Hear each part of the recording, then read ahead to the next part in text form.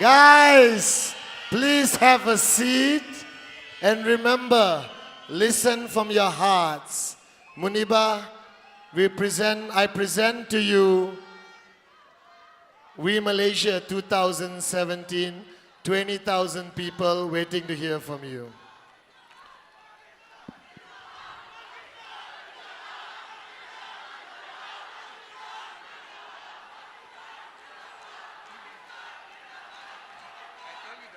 Okay, beautiful. Thank you, our Pakistani brothers and sisters. Have a seat.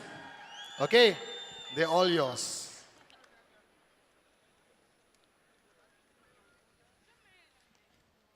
Thank you so much, everyone.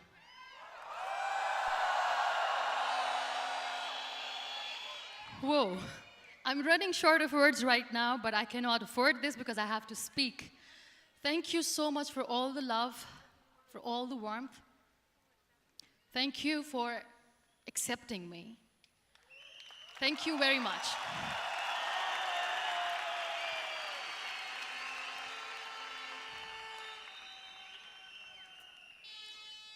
Well, I always start my talk with a disclaimer. And that disclaimer is that I've never claimed to be a motivational speaker. Yes, I do speak, but I feel more like a storyteller because wherever I go, I share a story with everyone. Well, it is a story of a woman whose perfectly imperfect life made her who and what she is today. It's the story of a woman who, in pursuit of her dreams and aspirations, made other people realize that if you think that your life is hard and you're giving up on that because you think your life is unfair, think again.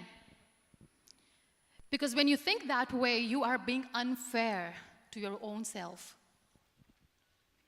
It's the story of a woman who made people realize that sometimes problems are not too big. We are too small because we cannot handle them.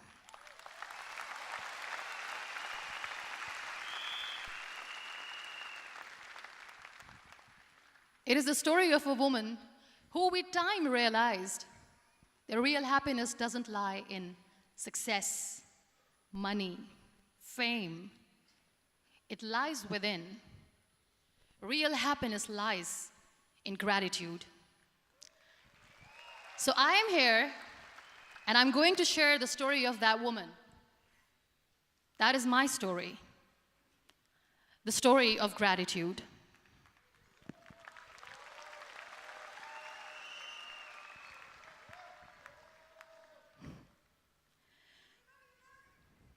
I love you too. I love you all.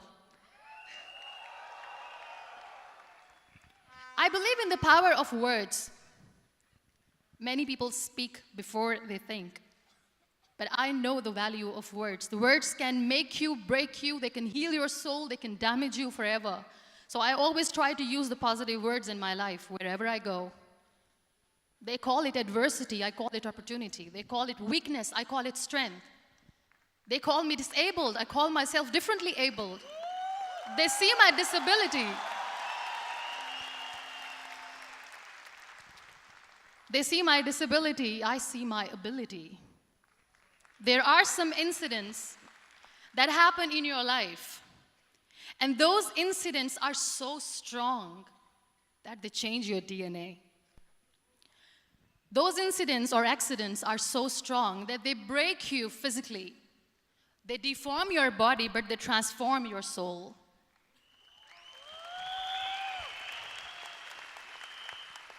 Those incidents break you, deform you, but they mold you into the best version of you. And the same thing happened to me.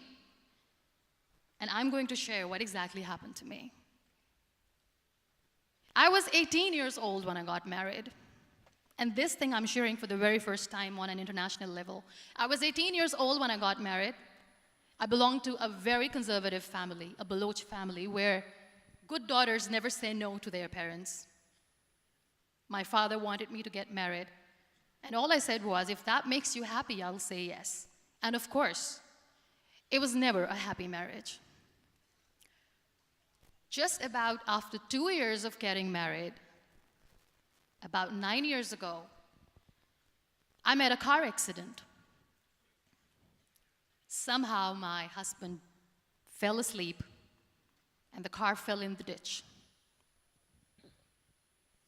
He managed to jump out, saved himself. I'm happy for him.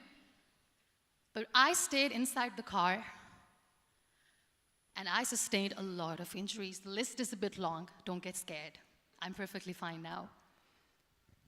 Radius ulna of my right arm were fractured. The wrist was fractured. Shoulder bone and collarbone were fractured. My whole rib cage got fractured. And because of the rib cage injury, lungs and liver were badly injured. I couldn't breathe. I lost urinary bowel control. That's why I have to wear the bag wherever I go.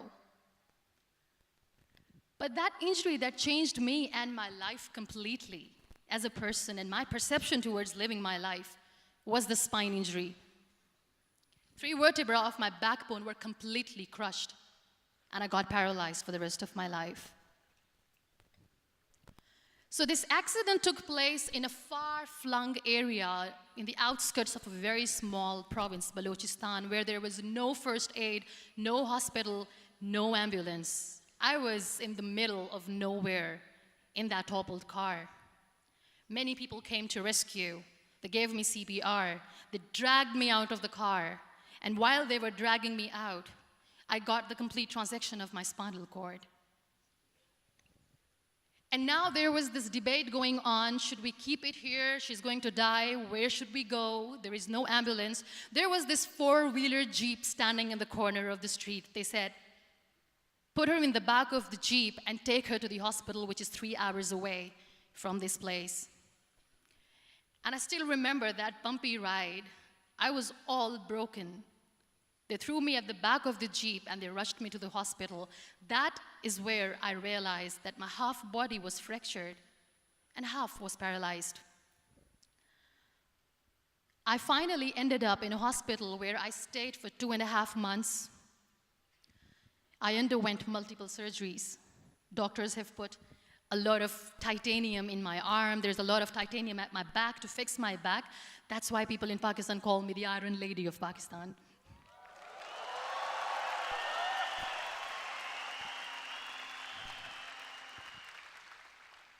Sometimes I wonder how easy it is for me to describe all this all over again.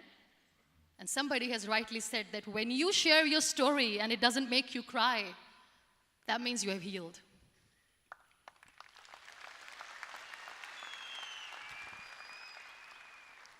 Those 2.5 months in the hospital were dreadful. I will not make up stories just to inspire you. I was at the verge of despair. One day, doctor came to me and he said, well, I heard that you wanted to be an artist, but you ended up being a housewife. I have a bad news for you. You won't be able to paint again because your wrist and your arm are so deformed, you won't be able to hold a pen again. And I stayed quiet. Next day, doctor came to me and said, your spine injury is so bad, you won't be able to walk again. I took a deep breath and I said, it's all right. The very next day, doctor came to me and said, because of your spine injury and the fixation that you have in your back, you won't be able to give birth to a child again. That day, I was devastated. I still remember, I asked my mother, why me? And that is where I started to question my existence. Why am I even alive? What's the point of living? I cannot walk, I cannot paint, fine. I cannot be a mother. And we have this thing in our heads, being women, that we are incomplete without having children.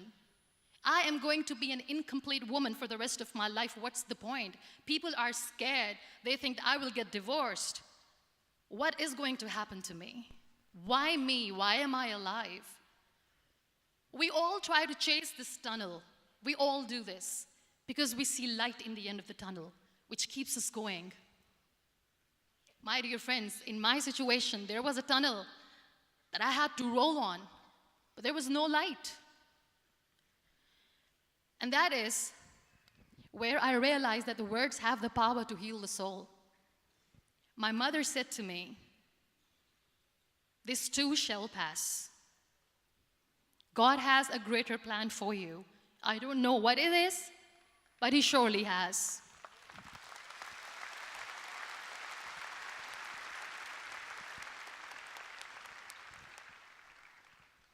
And in all that distress and grief, somehow or the other, those words were so magical that they kept me going. I was trying to put that smile on my face all the time, was hiding. It was so hard to hide the pain, which was there. But all I knew was that if I will give up, my mother and my brothers will give up too. I cannot see them crying with me.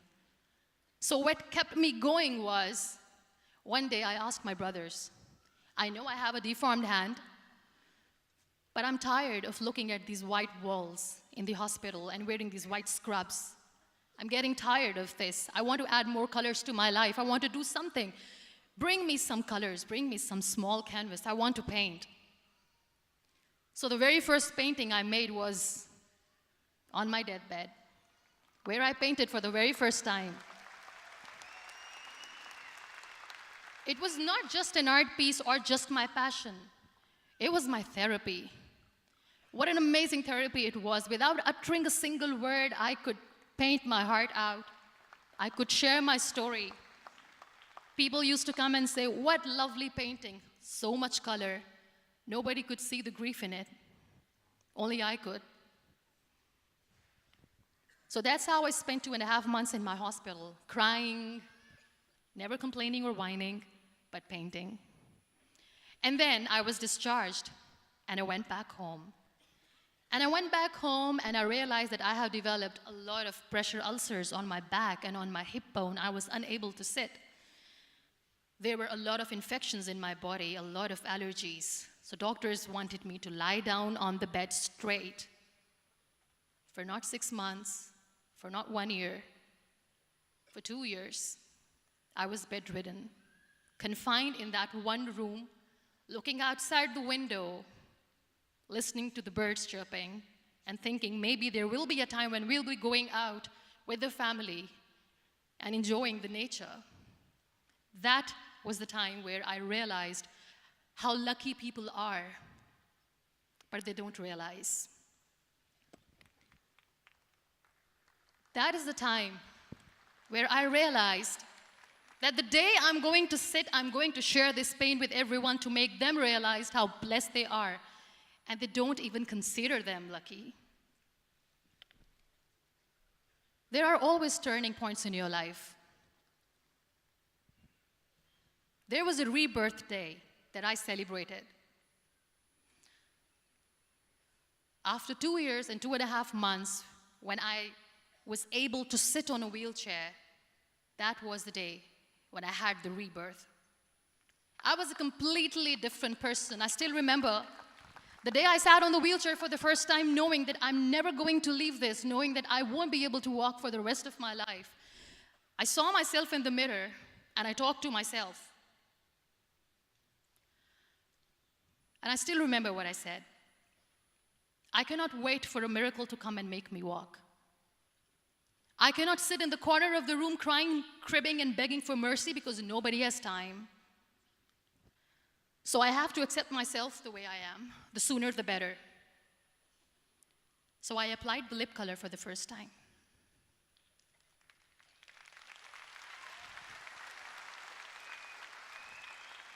And I erased it. And I cried. And I said, "What am I doing?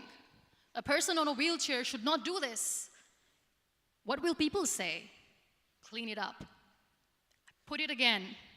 This time I put it for myself, because I wanted to feel perfect from within.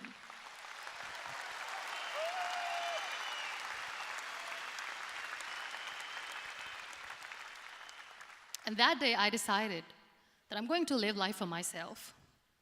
I am not going to be that perfect person for someone. I am just going to take this moment and I will make it perfect for myself. And you know how it all began? That day I decided that I'm going to fight my fears. We all have fears. Fear of unknown, fear of known, fear of losing people, fear of losing help, money. We want to excel in career, we want to become famous, we want to get money. We are scared all the time. So I wrote down one by one all those fears, and I decided that I'm going to overcome these fears one at a time. You know what was my biggest fear? Divorce. I couldn't stand this word. I was trying to cling on to this person who didn't want me anymore, but I said, no, I have to make it work. But the day I decided that this is nothing but my fear, I liberated myself by setting him free. And I made myself emotionally so strong that the day I got the news that he's getting married, I sent him a text that I'm so happy for you and I wish you all the best. And he knows that I pray for him today.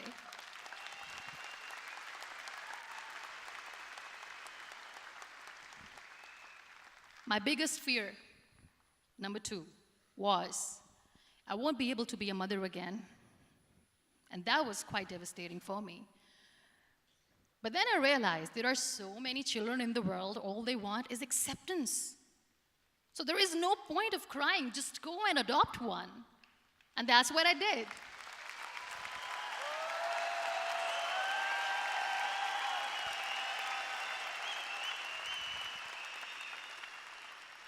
I gave my name in different organizations, different orphanages. I didn't mention that I'm on a wheelchair, dying to have a child.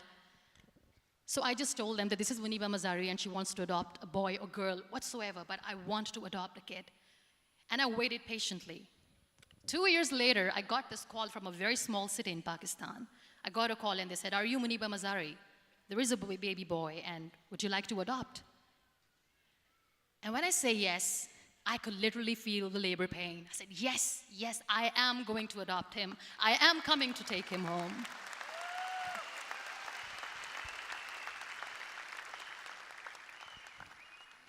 And when I reached there, the man was sitting and he was looking at me from head to toe.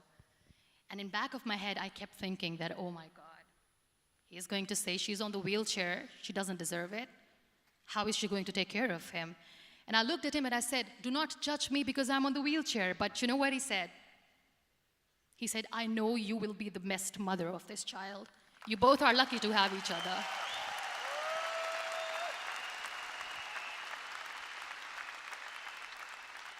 And that day, I was 2 days old, and today he's 6.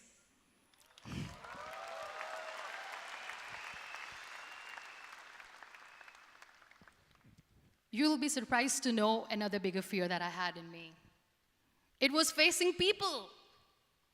I used to hide myself from people. When I was on bed for 2 years, I used to keep the door closed.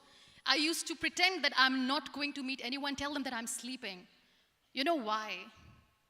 Because I couldn't stand that sympathy that they had for me. They used to treat me like a patient. When I used to smile, they used to look at me and say that, you're smiling, are you okay? I was tired of this question being asked, are you sick? Well, a lady yesterday at the airport asked me, are you sick? And I said, well, besides the spinal cord injury, I'm fine, I guess.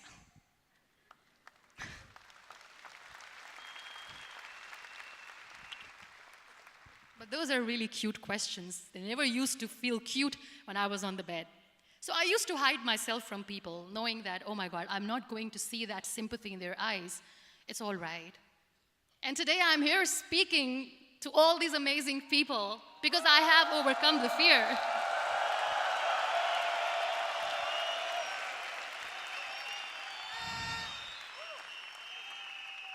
You know, when you end up being on the wheelchair, what's the most painful thing? That's another fear that people on the wheelchair, or the people who are differently abled, have in their hearts, but they never share. I'll share that with you. The lack of acceptance. People think that they will not be accepted by the people because we, in the world of perfect people, are imperfects.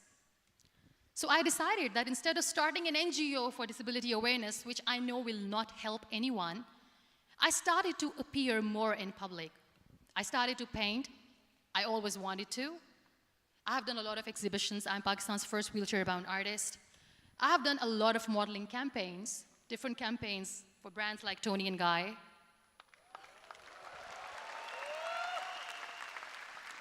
I have done some really funny, breaking the barriers kind of modeling. There was this one by the name Clown Town where I became a clown because I know that clowns have hearts too. And then I also decided that if I really want to make the difference, I am not going to let people use me for their polio campaigns where they will make you a victim and an emblem of misery and mercy and will say that, you know what, give polio drops to your children or they'll become like this girl. I decided that I'm going to join the national TV of Pakistan as an anchor person. And I've been doing a lot of shows for the last 3 years.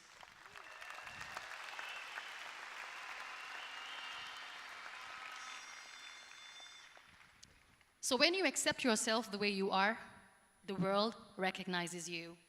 It all starts from within. Thank you. I became the National Goodwill Ambassador for UN Women Pakistan, and now I speak for the rights of women, children. We talk about inclusion, diversity, gender equality, which is a must. I was featured in BBC 100 Women for 2015. I'm one of the Forbes 30 under 30 for 2016.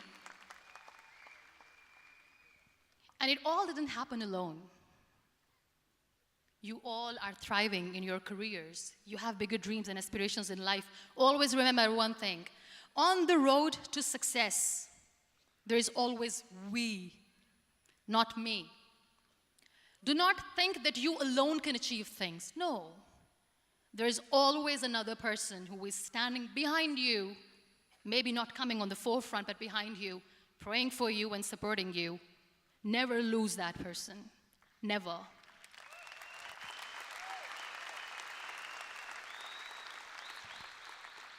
No matter how much I say that I couldn't find a hero, so I became one, I still want to recognize those 3 people in my life who literally changed my life completely, and I get inspiration from them every single day. Waleed Khan. Many people know about the terrorist attacks in Pakistan. We have lost many people. And I'm sharing this with a very heavy heart because we actually have lost a lot of people in this huge turmoil of terrorism. These people are barbarians. They do not see people. They're even worse than animals.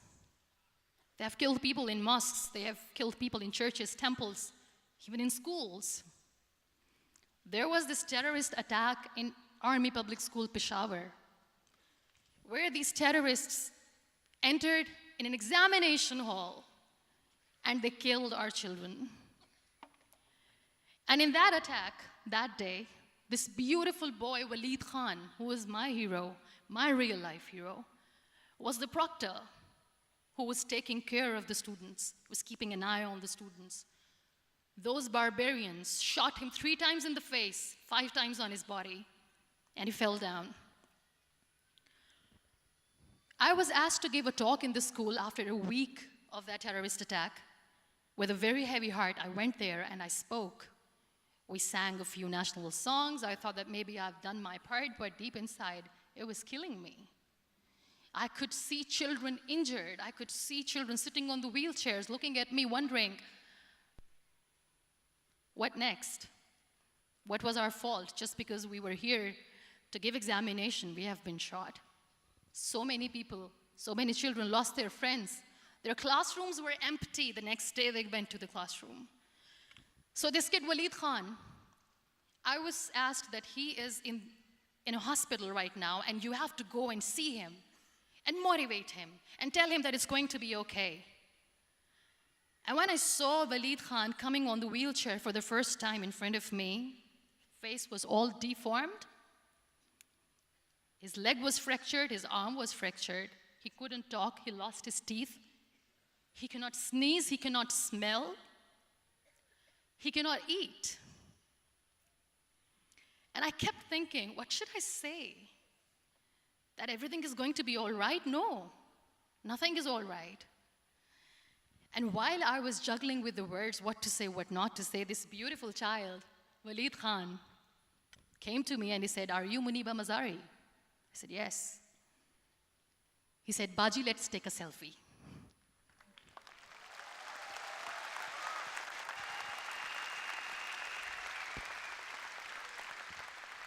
And with that beautiful, toothless smile of Walid Khan, we took that beautiful selfie that I still have with me. I don't share that here because he was in a very bad shape that time. And that is where I realized that when I was thinking too much about his deformities, he's happy with himself. He doesn't even care. Because today he goes in the same school, and when somebody asks him that what happened to your face, why so many scars, you know what he says? "These scars are my medals and I wear them with pride."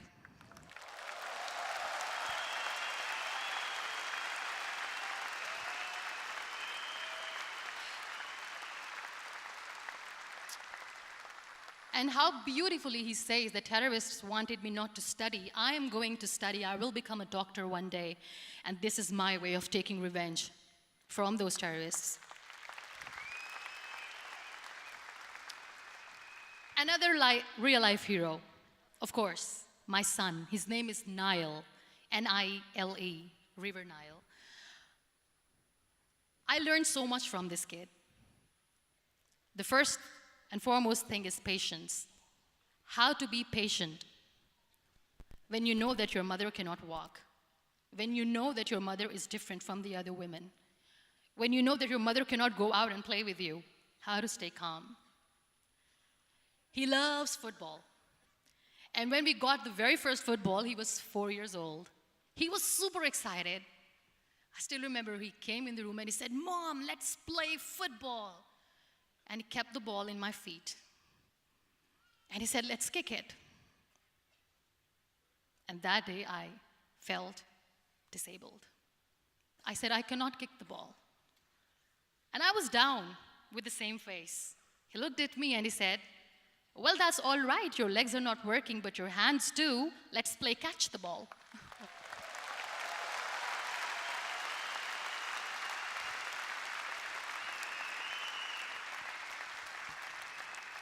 You know what? That day he made me realize that when you think your glass is half empty, come on, your glass is half full.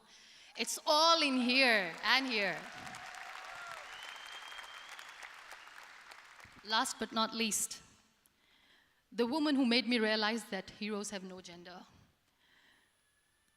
The woman who believed in me even when I was completely at the verge of despair, where everybody left, she was there. And every time I looked at her, without saying anything, she used to look at me and said, "This too shall pass. God has a bigger plan. And one day you will say that, oh my God, that is why God has chosen me." She never cried in front of me. She has always said that there will be haters, there will be naysayers, there will be disbelievers, and then there will be you proving them wrong. My mother.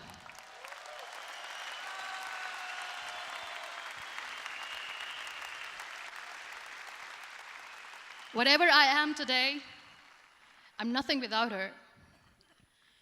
I'm nothing without her. Thank you, Mama. I wish you were here. Thank you for making me who I am today.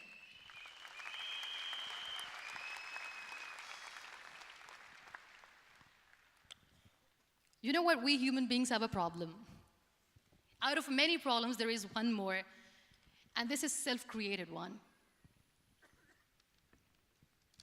We always expect ease from life.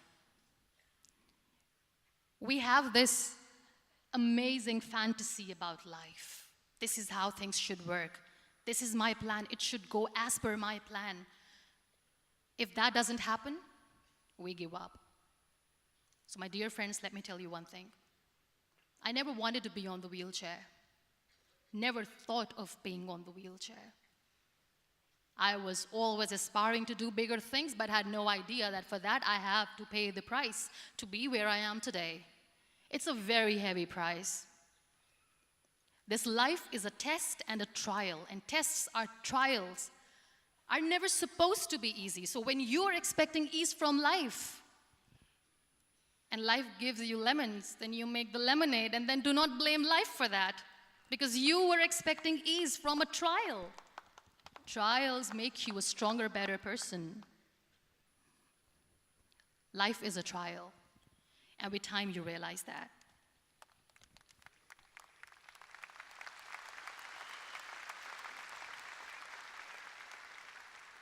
It is okay to be scared. It is okay to cry. Everything is okay, but giving up should not be an option. They always say that failure is not an option. Failure should be an option, because when you fail, you get up, and then you fail, and then you get up, and that keeps you going. That's how humans are strong.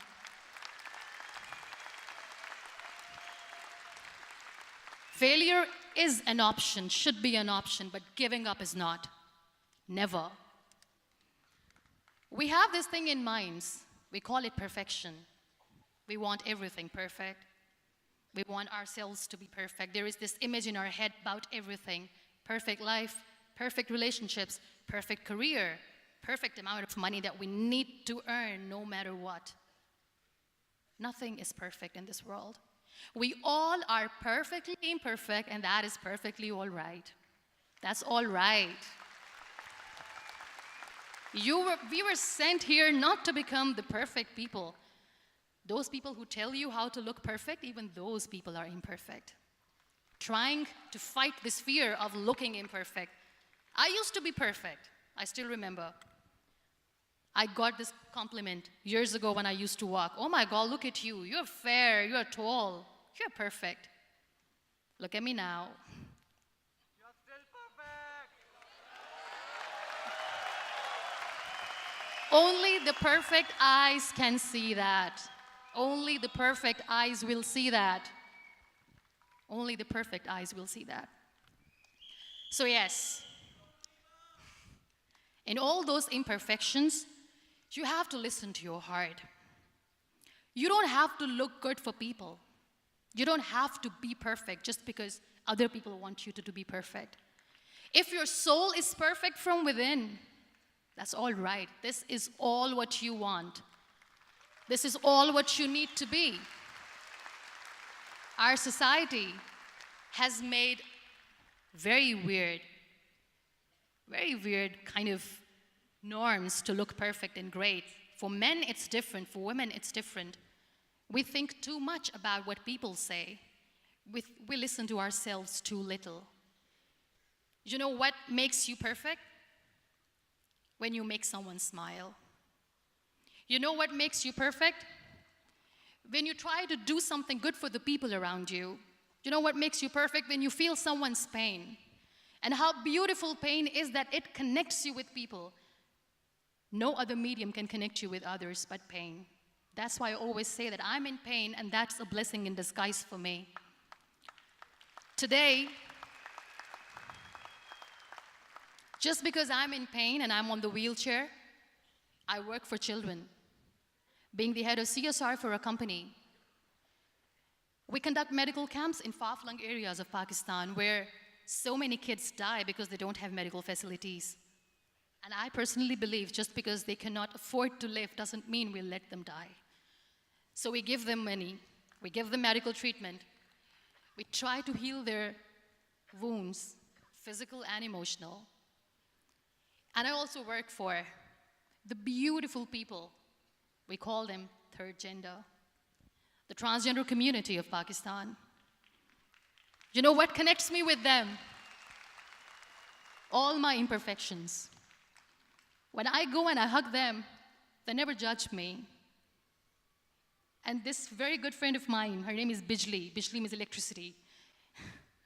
She calls herself electricity. And I said, are you electricity? She says, no, I'm lightning. I'm as strong as lightning. Because we have very bad power outage, so she doesn't want me to call her electricity. So she says, I am very strong. I'm thunder, I'm lightning. She came to me, and the first time I hugged her, she said, you are just like me. And I said, yes, I am like you. Because to people, we are so imperfect.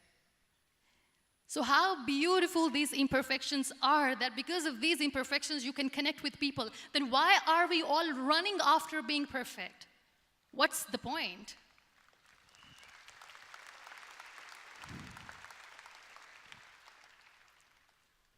Every time I go in public, I always smile. It's always a big toothy smile on my face, and people ask me, don't you get tired of smiling all the time? What's the secret? I always say one thing, that I have stopped worrying about the things that I have lost, the people that I have lost. Things and people who were meant to be with me are with me. And sometimes, somebody's absence makes you a better person. Cherish their absence. It's always a blessing in disguise. I always say that people are so lucky they don't even realize. You must be thinking, okay, you're lucky in what sense? Well, the breath that you just took was a blessing. Embrace it.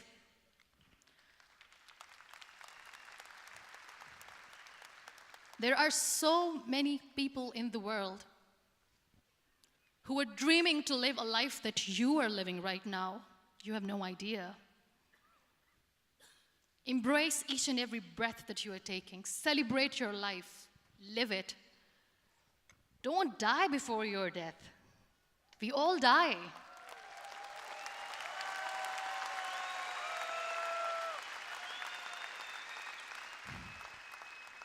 We live this one routine of a day for 75 years and we call it life. No, that's not life.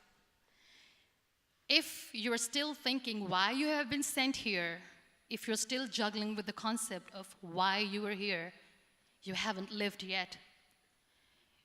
You work hard, you make money, you do it for yourself.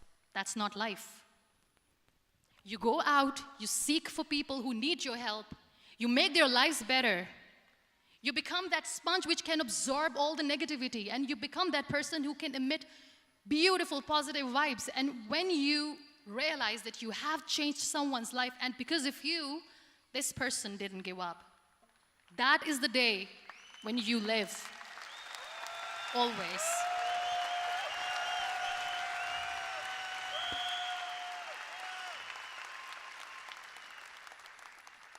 We were talking about gratitude, why I smile all the time. I cry all night when nobody sees me, because I'm a human and I have to keep the balance. And I smile all day because I know that if I will smile, I can make people smile. That keeps me going.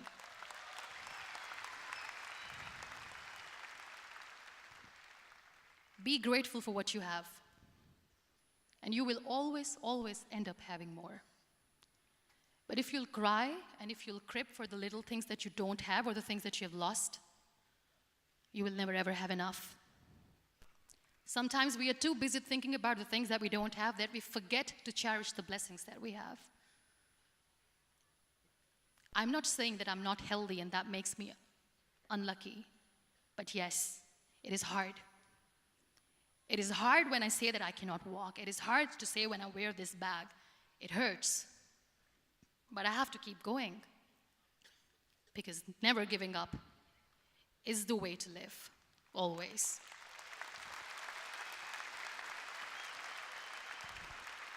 So I'll end my talk on a very short note.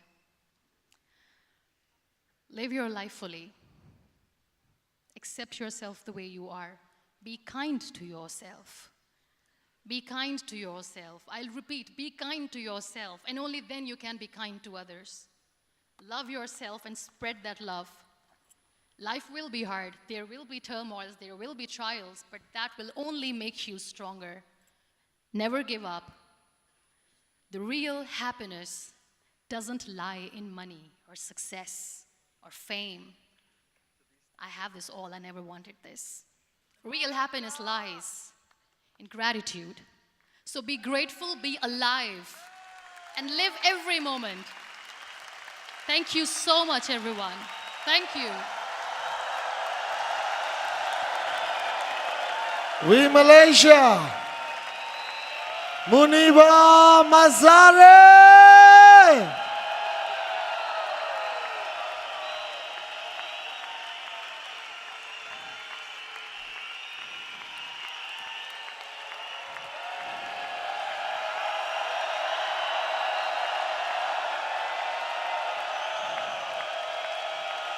Unbelievable. Please show her some love. Muniba Mazari.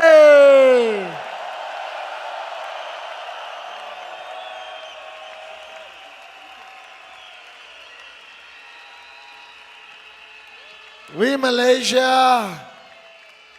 And now, help me invite up on stage our founders, Japadas Bismarck, and our grand upline and mentor, Dato Sri Vijay Ishwaran, to share the stage with Muniba.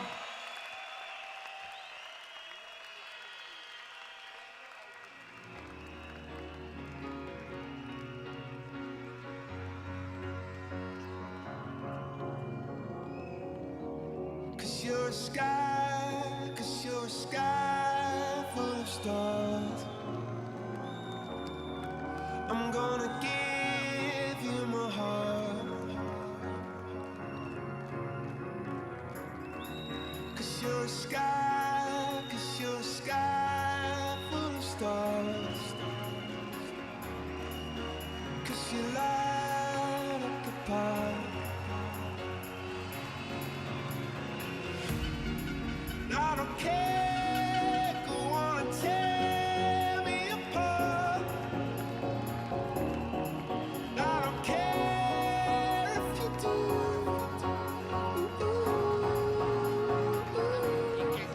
Cause in the sky full of stars, I think I saw you.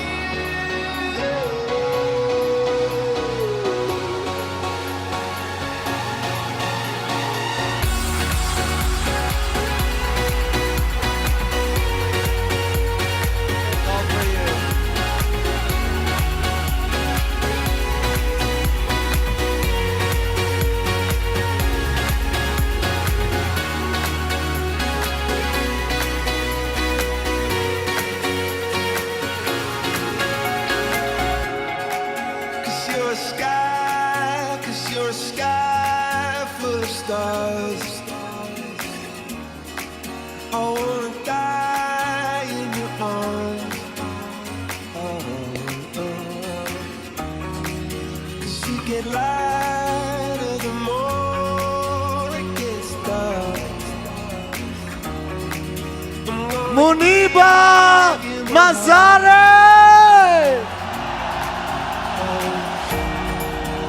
Our shining star at VCon Malaysia 2017. Show her your love. Cause in the sky full of stars, I think I see you.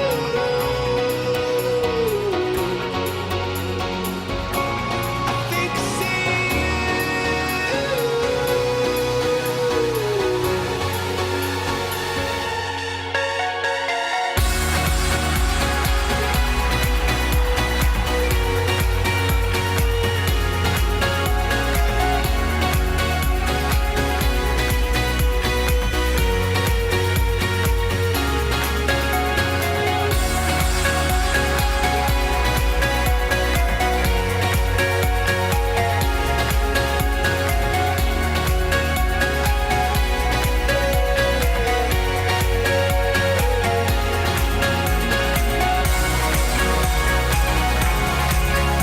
Muniba Mazari.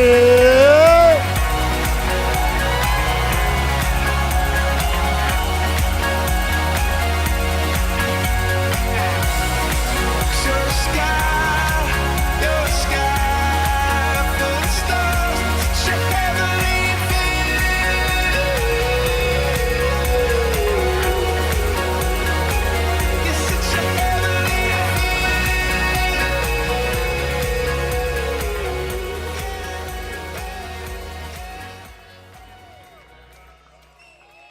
When I don't know what you see,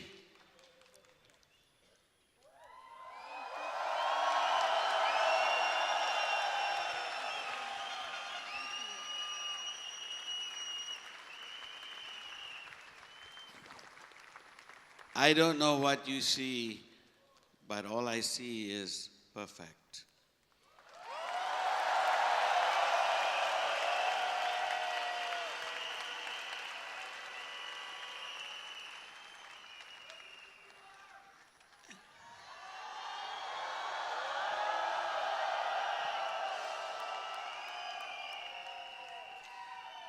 She has made our VCon complete.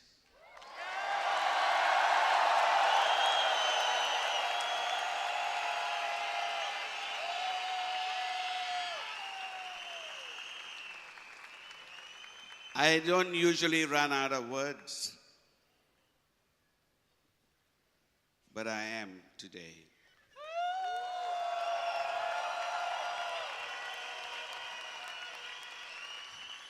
She's just the perfect example of what an indomitable spirit is. She's just, we were discussing this yesterday. It's so amazing. Thank you, Muniba, for inspiring all of us. You're an inspiration to our kids, to our wives, to our grandparents, everyone in this room, everyone in the world. You're a very special person, God sent.